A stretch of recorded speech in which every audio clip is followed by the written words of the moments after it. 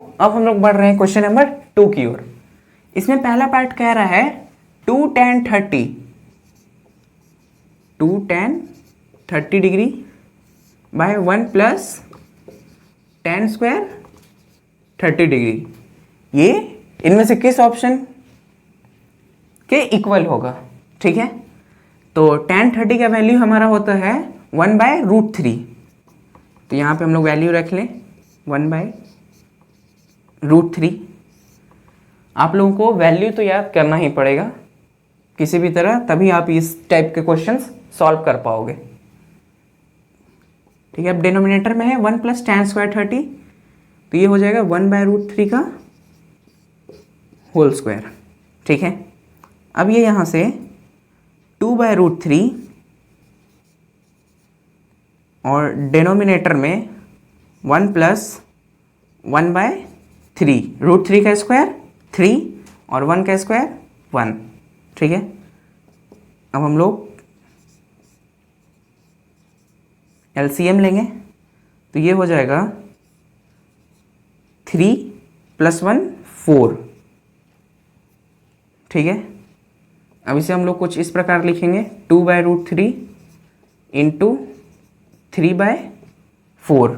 ये सबसे नीचे वाला ऊपर मल्टीप्लाई में जाता है और ये इसके साथ। अब इसके बाद यहाँ से हमारा आएगा ये 2 से 4 2 बार में कैंसिल, और 3 जो है ये √3 बार में कैंसिल। 3 को हम लोग √3 इंटू √3 लिख सकते हैं, और एक √3 से एक √3 को कैंसिल कर दे रहे हैं, तो बचा क्या हमारे पास √3। ये आ गया √3/2। अब आप सोच कर बताओ ये जो √3/2 है ये किसका वैल्यू है। तो ये जो है sin 60 का वैल्यू है, तो इसका आंसर हो गया हमारा ऑप्शन ए sin 60 डिग्री। अब हम लोग बढ़ रहे हैं इसके थर्ड क्वेश्चन की ओर। सेकंड बहुत आसान है, चलो आप सेकंड भी देख लो एक बार।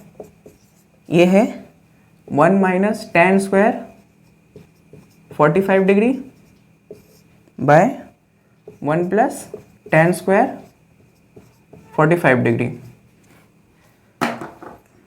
तो आप लोग देखो tan 45 का वैल्यू 1 होता है, तो यहाँ से हमारा ये आ गया 1 minus 1 square by 1 plus 1 square, क्योंकि ये स्क्वायर लगा है इस पर, तो 1 का स्क्वायर तो 1 ही होता है, तो 1 माइनस 1 बाय 1 प्लस 1, ये आ गया 0/2, और न्यूमरेटर में 0 मीन्स आंसर 0। ऑप्शन डी में है ये। अब हम लोग बढ़ रहे हैं इसके थर्ड सवाल की ओर। ये कह रहा है sin 2a ये इक्वल्स होता है 2 sin a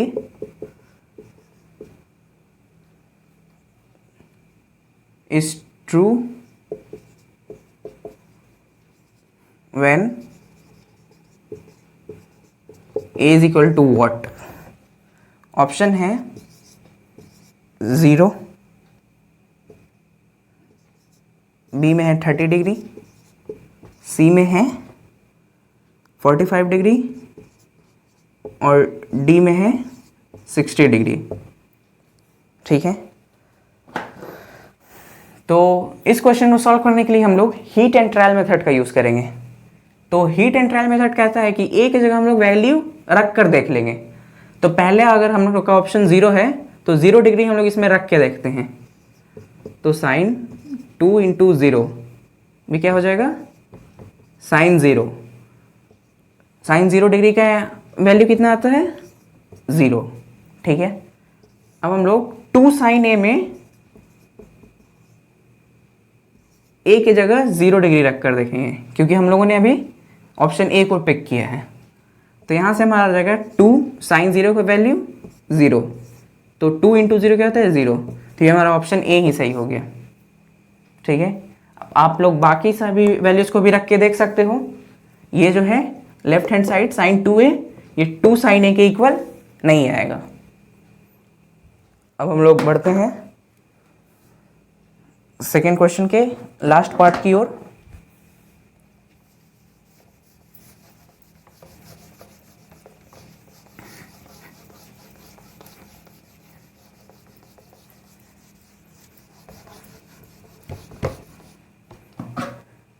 लास्ट सवाल है इसका, 2 tan 30 degree by 1 minus tan square 30 degree. ठीक है, तो tan 30 का वैल्यू 1/√3, 2 इंटू 1/√3 और बाय में 1 माइनस 1/√3 का होल स्क्वायर। ठीक है, 2 इंटू 1 होता है 2 और बाय में √3 पहले से है।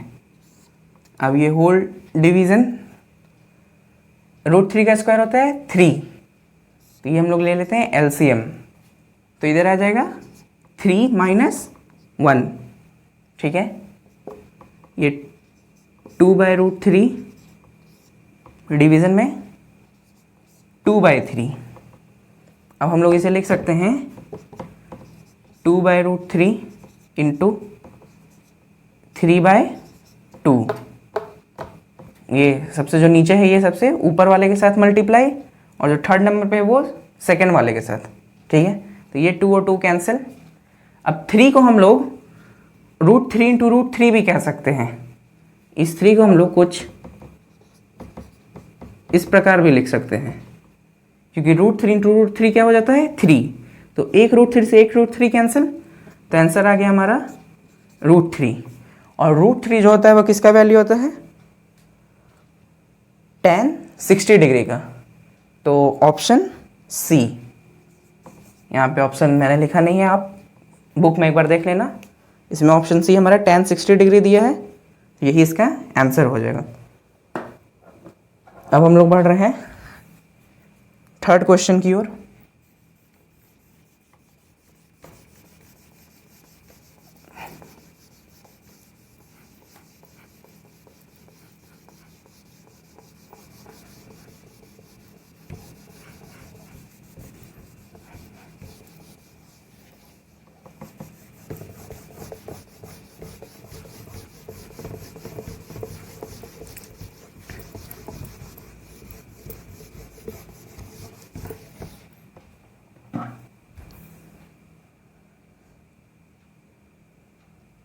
लास्ट सवाल हमारा कह रहा है कि a प्लस बी जो है वो √3 के इक्वल है।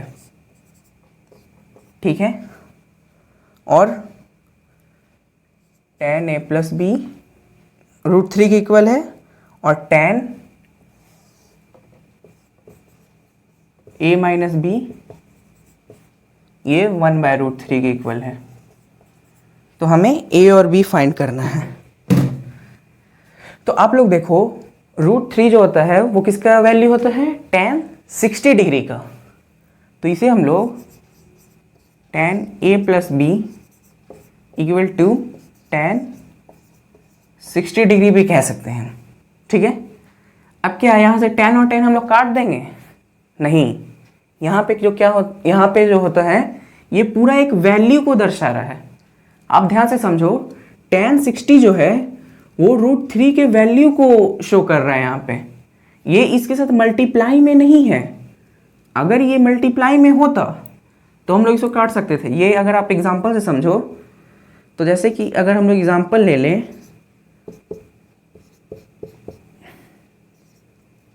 कुछ इस प्रकार का,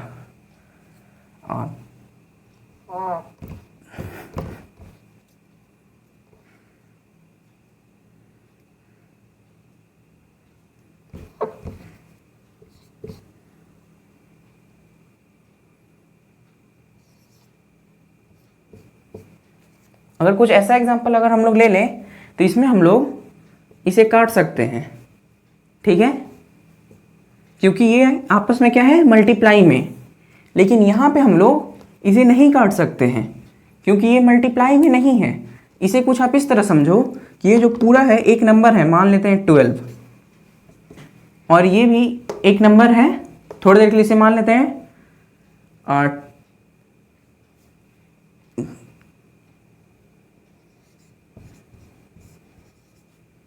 कुछ इस तरह का नंबर है। तो आप लोग बताओ, क्या ये 2 से 2 हम लोग काट सकते हैं? नहीं, क्योंकि ये एक पूरा एक नंबर को दर्शा रहा है।